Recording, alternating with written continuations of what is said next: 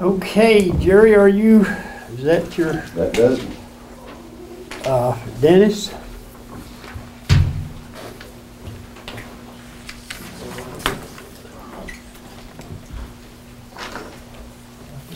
Sure can, yeah.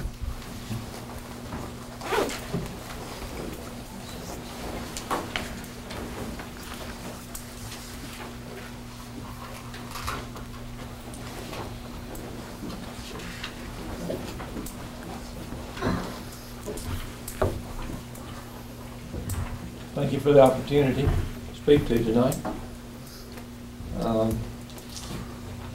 If you knew that your child or grandchild's brain would be affected in a harmful way if they consume fluoridated water, would you fluoridate the water?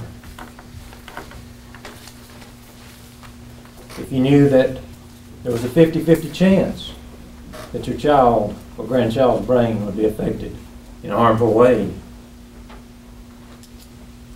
if they consume fluoridated water, would you vote for the fluoridation?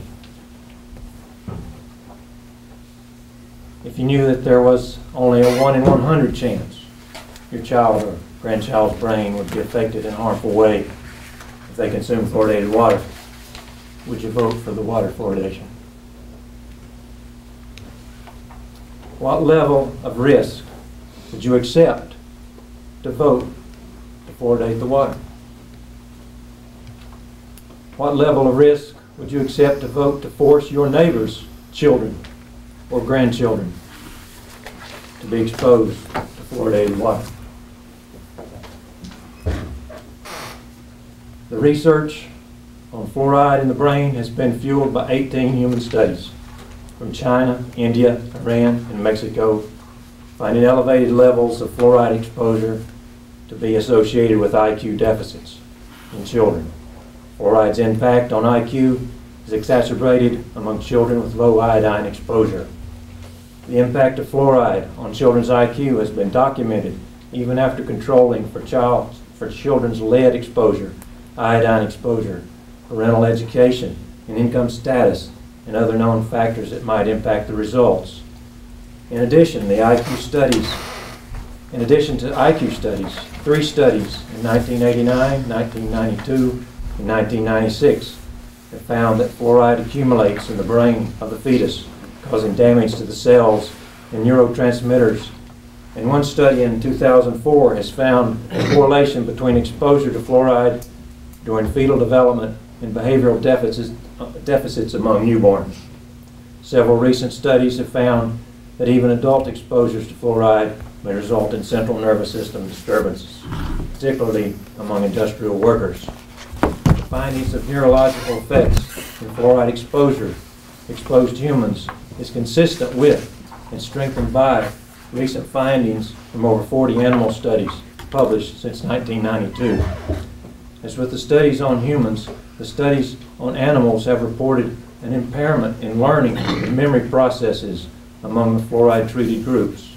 The animal studies have also documented considerable evidence of direct toxic effects of fluoride in brain tissue, even at levels as low as 1 part per million fluoride in water. These effects include reduced nicotinic and acetylcholine receptors, reduction in lipid content, impaired antioxidant defense systems, damage to the hippocampus, damage to the Purkinje cells, increased uptake of aluminum, formation of beta amyloid plaques, the classic brain anomaly in Alzheimer's disease, exacerbation of lesions including induced by iodine deficiency, and accumulation of fluoride in the pineal gland.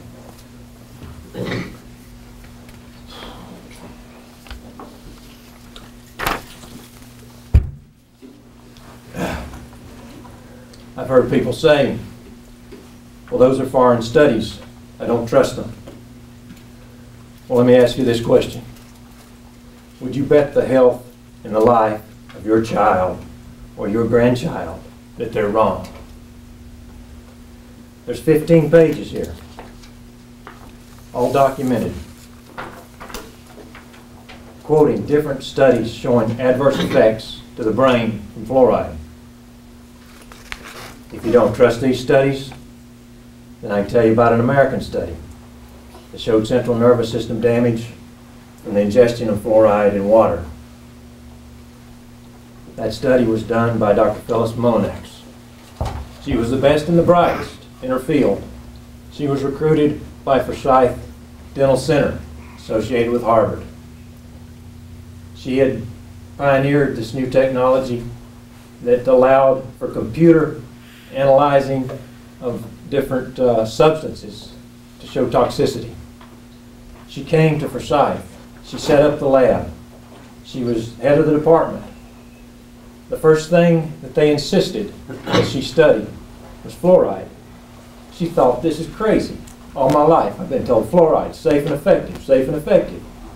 So she does the test. They come back. She can't believe it. She says, we must have done something wrong. It shows there's central nervous system damage. This can't be right. So she does the test again. Same thing, central nervous system damage.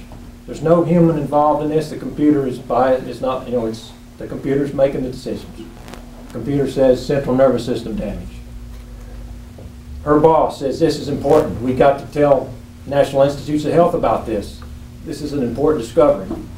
So they arranged to take this information to Washington and speak before this large crowd of dentists and dental association folks at the National Institutes of Health. So she proceeds to give her talk, tells what she's done, how she did it, what happened. The crowd is dead silent. They do not want to hear what she's saying. She's met with hostility. She's told afterwards that if she publishes this data, she will be fired. Nobody said, I want anybody to know about this. The National Institutes of Health tells her plainly there is no central nervous system damage from fluoride, period, because we say so. She publishes the study, she's fired. She's not only fired, they do away with the department, kill all the animals, destroy the equipment, and do away with the toxicology department at Forsyth. She is blackballed in the community of scientists. She can no longer do her work. Nobody will give her grants. She has to change her vocation. She's now in the psychiatric field. That has happened over and over again to anybody that raises up their voice and says there's a problem with fluoride. Nobody wants to hear it in the public health service. They are dogmatic in the fact that fluoride is the greatest thing that's ever been because they've adopted the policy. It's a political decision. They protect it. Anything that comes against fluoride, they squash it. They lie about it, they cover up evidence, and they cover up studies. They seek to destroy anyone who says there's a problem with fluoride. And that is a fact. You can read on the internet these stories, read the book, The Fluoride Deception. It's in the library. It tells the whole history of this. It goes back to the atomic bomb.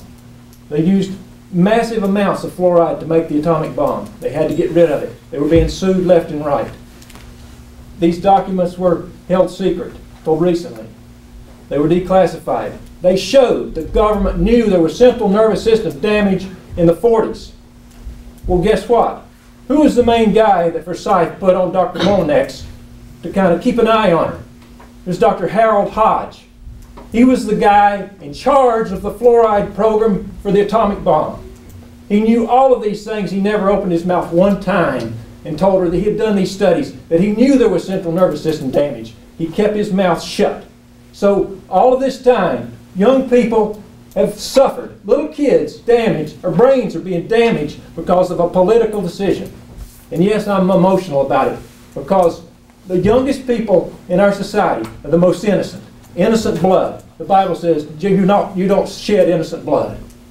And these little children, these precious children, are being destroyed mentally. What could they be if they hadn't been exposed to this? And how can anyone, these public health people say, well, we don't see any damage. Well, how can you walk down the street and say, all right, that kid's got reduced IQ? How can you see that? You don't know what that child would have been if he hadn't been exposed to this damage. Anyway, thank you. Thank you, guys.